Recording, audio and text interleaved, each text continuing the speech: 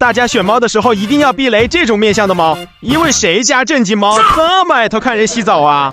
而且我家这猫光丝儿我一个还不够，只要是他见到的美女，通通都不会放过。之前朋友来我家帮他洗澡，结果这小子故意把水洒到人身上，朋友没办法，最后只好跟他一起洗了。现在他可以说是臭名远扬，我找个上门洗猫都能把他认出来。这不是抖音上的色猫布丁吗？这把我可信不了。实在没办法，我只能让男朋友爆改成美女给他洗了。布丁哥哥，今天我来帮你洗澡，你要乖哟。果然上当了，这次终于乖乖的洗了个澡。布丁，你过来，我们吹干了再叫美女姐姐玩。滚出去！很快就好了，我用来风吹风机给你吹，风力超大的，还有智能控温，温度刚刚好，很舒服吧？我什么时候可以变回来了？你小声点，这吹风机声音小，等会敢听见了。